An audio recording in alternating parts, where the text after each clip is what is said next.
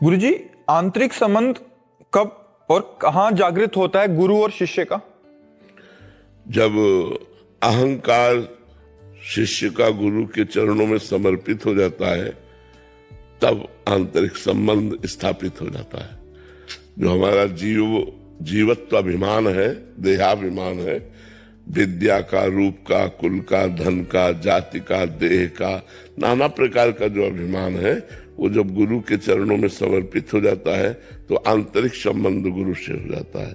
और आंतरिक संबंध होने का मतलब जो गुरु के हृदय में चल रहा है वही शिष्य के हृदय में चलने लगा। एक हरिव्यास देवाचार्य नाम के महापुरुष हुए हैं निम्बार्क संप्रदाय में। वो श्री भट्ट देवाचार्य जी उनके गुरु हैं। तो अपने गुरुदेव के पास आए और कहा, शरणागत हुए और कहा मैं दीक्षा लेना चाहता हूं। तो बोले दीक्षा ऐसे थोड़ी दे देंगे, जाओ 12 वर्ष गिरिराज जी की परिक्रमा करो राधा नाम रटते हुए। उन्होंने कोई प्रश्न नहीं किया कि कहाँ रहेंगे, क्या व्यवस्था, जो आ गया।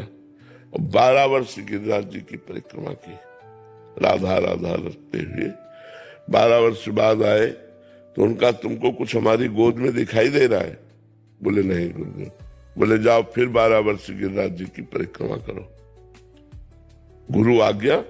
12 वर्ष फिर लौट के जब आए 24 वर्ष बाद, तो उनका गुरुदेव आपकी गोद में प्रिया प्रीतम दिखाई दे रहे हैं। प्रिया जी बैठी है आपकी गोद में, प्रीतम। बोले आओ दीक्षा। उन्होंने ही महावाणी की रचना की, जो निम्बार्क संप्रदाय का जुगल सरकार की रसकेली का महामहिमामय ग्रंथ है। महावाणी जी की रचना की। जब गुरुदेव को इस तरह से वर्ण किया, गुरुदेव की आज्ञा का पालन किया।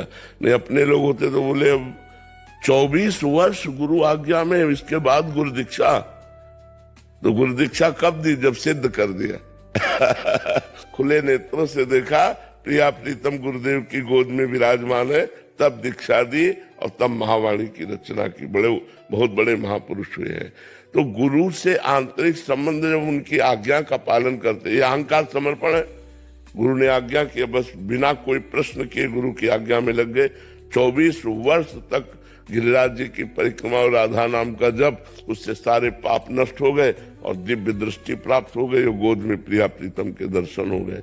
तो ये है, जब हम गुरु को अपना अहंकार समर्पित कर देते हैं तो हमारा गुरु से आंतरिक संबंध हो जाता है। और जब गुरु से आंतरिक संबंध होता है तो गुरु के स्वरूप का दर्शन होता है। गुरु कृपा करके अपने स्वरूप का दर्शन कराते हैं। मुख्य तो कृपा होती, पर साधन उनकी आज्ञा का पालन करने